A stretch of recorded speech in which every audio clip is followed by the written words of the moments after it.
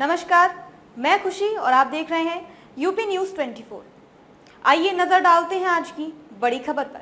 भारत में वक्फ बोर्ड के पास कितनी जमीन, सरकार क्यों करना चाहती कानून में बदलाव, A to Z जानकारी। वक्फ अधिनियम 1995 में संशोधन करने के लिए वक्फ संशोधन विधेयक 2024 पेश किया गया है। यह मुसलमानों के बीच विवाद और आलोचना का विषय बन गया है। यह विधेयक वक्फ बोर्डों के कार्यों में अधिक जवाबदेही और पारदर्शिता सुनिश्चित करने के उद्देश्य से लाया गया है। साथ ही इन बोर्डों में महिलाओं की अनिवार्य भागीदारी को भी सुनिश्चित करने की भी बात कही गई है। विधेयक को विपक्षी दलों से भी आलोचना का सामना करना पड़ा है। इसके बाद सरकार को इसके लिए ज्वाइंट पार्लियामेंट्री कमेटी JPC से जांच कराने का निर्णय लेना पड़ा। सरकार को NDA के सेक्युलर घटक TDP और JDU का समर्थन प्राप्त हुआ। इसके बाद यह विधेयक लोकसभा में पारित हुआ। वक्फ इस्लामी कानून के तहत संपत्ति का स्थायी समर्पण है। इसके तहत आने वाली संपत्तियों का इस्तेमाल धार्मिक, पुण्य या चैरिटेबल उद्देश्यों के लिए किया जाता है।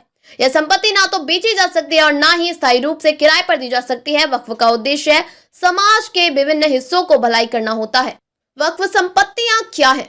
वक्फ संपत्तियां वह संपत्तियां हैं जो मुसलमानों द्वारा धार्मिक या चैरिटेबल उद्देश्यों के लिए दान की जाती हैं। इनमें कृषि भूमि, इमारतें, मस्जिद, मदरसे, दरगाह, कब्रिस्तान, स्कूल, दुकानें और विभिन्न सामाजिक संस्थाएं शामिल होती हैं। भारत में हर राज्य में एक वक्फ बोर्ड होता है जो इन संपत्तियों के प्रबंधक का काम करता है। भारत में वक्फ बोर्डों के पास 9.4 लाख एकड़ भूमि है। इन संपत्तियों को अनुमानित मूल्य 1.2 लाख करोड़ रुपए है। यह वक्फ बोर्ड को भारत का तीसरा सबसे बड़ा भूमि मालिक बनाता है। पहले स्थान पर भारतीय रेलवे और दूसरे स्थान पर सशस्त्र बल है। वक्फ कानून में बदलावों को क्यों किया जा रहा है? वक्फ अधिनियम 1995 में संशोधन के लिए पेश किए गए विधेयक के उद्देश्य वक्फ बोर्डों की पारदर्शिता और जवाबदेही बढ़ाना है। नए विधेयक के तहत वक्फ बोर्डों को अपनी संपत्तियां जिला कलेक्टरों के पास रजिस्टर कराना अनिवार्य होगा ताकि संपत्तियों का सही मूल्यांकन हो सके। वर्तमान में वक्फ बोर्ड के सदस्य चुनाव के माध्यम से चुने जाते हैं, लेकिन नए विधेयक के तहत सभी सदस्य सरकार द्वारा नामित किए जाएंगे। इसके कारण राजनीतिक नियंत्रण बढ़ने का डर जताया जा रहा है। विधेयक में यह भी प्रावधान है कि एक गैर मुस्लिम व्यक्ति को वक्फ बोर्ड का मुख्य कार्यकारी अधिकारी CEO बनाया जा सकता है।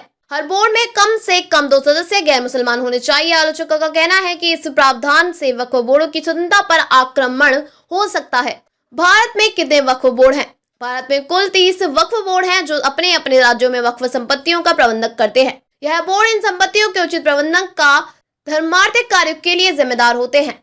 वक्फ बोर्डों के सामने कानूनी विवाद और मुकदमे। सरकार के अनुसार 40,951 मामले वक्फ ट्रिब्यूनल में लंबित हैं जो वक्फ संपत्तियों से संबंधित विवादों को सुलझाने वाले न्यायिक निकाय होते हैं। इनमें से 9,942 मामले मुस्लिम समुदाय द्वारा वक्फ संस्थानों के खिलाफ दायर किए गए हैं। मुसलमानों में भूमि स्वामित्व प्रबंधन में गड़बड़ी और वक्फ संपत्तियों के गलत उपयोग को लेकर विवाद होते हैं। उच्च न्यायालय में चुनौती दी जा सकती है। वक्फ ट्रिब्यूनल द्वारा दिए गए फैसले को उच्च न्यायालय में चुनौती दी जा सकती है।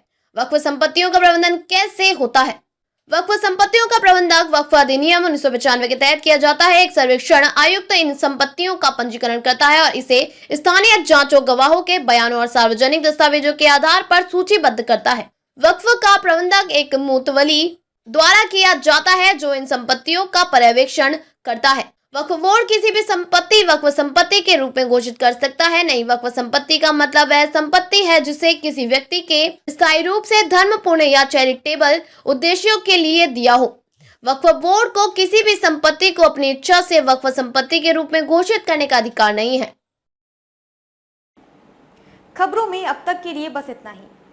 फिर होगी आपसे मुलाकात ऐसी ही एक और बड़ी खबर के साथ। तब तक के लिए नमस्कार और देखते रहिए यूपी न्यूज 24।